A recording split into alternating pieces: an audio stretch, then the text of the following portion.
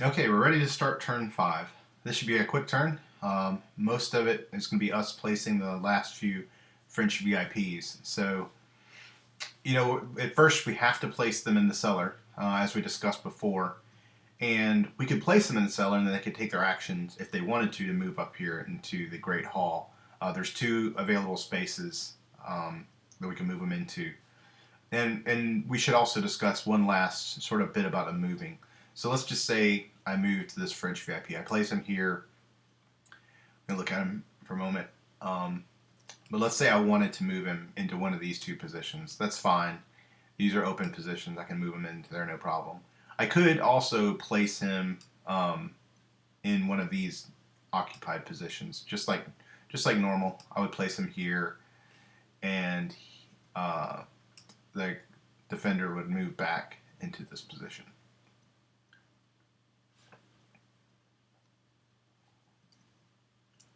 So for now, though, I don't really want to get the guys that are already up there. I don't really want to stick them in the cellar and get them stuck there. So we're going to drop the French VIP here. And now what we need to do is think about the long-term impacts. We really don't want the French VIPs to be in harm's way. They're worth more points at the end of the game. So we need to think about if we're going to put them in harm's way or not. The sort of the reverse though of that is that they're equipped with MP40s, so they have just a 1 to attack, but they also have a 2 to suppress, which is better, ironically, than most of the American and German riflemen, which just have a 1 to attack and 1 to defense with their Kar 98s and M1s. So if we bring them out, we put them on the board here, we'll be able to use them, their superior suppression ability, or we could just keep them in the cellar where they're safe. So I think we're going to do a little bit of both. We're going to leave a couple here, just going to take their actions. They're just going to pass. They're not actually going to do anything. And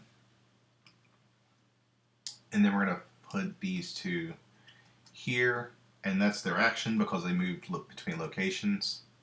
So that gives us, that would be 4 actions. Now, every single defender's on the board. We now have the opportunity to start taking actions with anyone we want. So, what does that mean? Well, unfortunately, flipping them back over is an action. So I'm looking at this eastern side here, and we've actually already seen there what happens when we leave this undefended, unsuppressed. So I want to get some suppression going there. So we're just going to flip over as an action. We'll flip over the tank crew who's manning the 50 cal. Okay, so that's our 5th action. Those went quickly.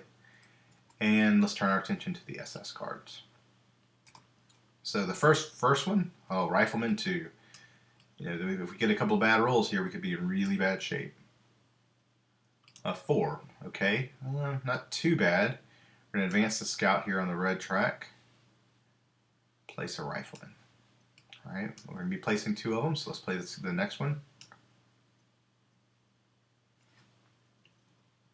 3, okay. So 3 is down here. So we're going to place Rifleman there. All right, let's look at the next card.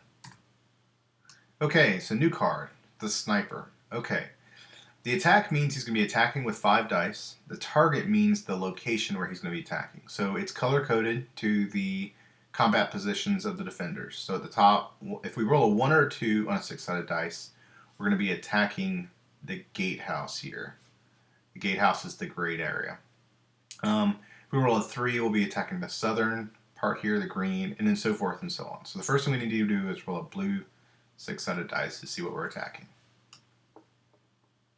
All right, we rolled a 6, which means we're attacking purple. That means we're attacking the purple spaces, right? So not just the northern terrace here, but actually all 6 of the purple spaces are potential targets. So you can see that each space that's got purple in it is numbered 1 through 6. So there's 6 different spaces that are purple, and each of those have a different number. So now we need to see who the actual target of the sniper is, and it's the purple space with a 2. So it's here. So this German rifleman is going to be the target of our sniper. Now we go back and we look at the card. He has an attack of 5. So Let's grab all these attack dice. And we're going to roll to attack. But what is the actual target? If you look right now, the northern terrace has token is on the 6. That means the northern terrace has a defensive 6. So for the sniper to hit the German rifleman, he's going to roll a 6 on these dice. Which he does. He rolls a couple of 6s. So we now have our first casualty. The German rifleman is removed from the game. Okay, so let's take a look back. I just want to talk about something real briefly. So he's been removed from the game. He's a casualty. Had these German officers not been here, this rifleman's morale would have been broken, and he would have also been removed from the game. But the German officers are there, so it's not a problem. Okay, next up, we have the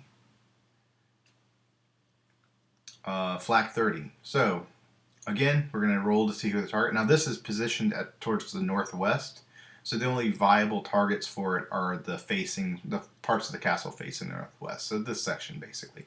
So you could target any purple or red square. So first of all, let's see if we're targeting purple or red. So we're going to be targeting red, and which position specifically? Number 1. So this position is the next target. Now, the flak 30 does not actually, it doesn't actually injure or kill it's not a casualty. It actually is being used to suppress them. So it's attack 4, but it's only going to suppress. It's not going to actually be a casualty. So that'll be good. If we get a success, we can talk about the impact of suppression. So we're going to take these, roll them. Alright, so I needed a 6. We didn't get a 6. Let's just talk through what would happen. If I had a 6, he would be suppressed. So what a suppressed means is you take one of these tokens, you put it on him, and that means that he is suppressed, meaning he can no longer go, he can no longer take an action. So in addition to having to flip over, he's also suppressed. To remove the suppression token, it's 2 actions. So right now, to get this German rifleman back in the game, we would take 2 actions to remove the suppressed token, 1 action to flip him back over. So he would be in that case, he would be out of action for a while there. But in this case, it was a missed suppression roll, and it's no impact. Okay, so next time we'll talk about turn 6.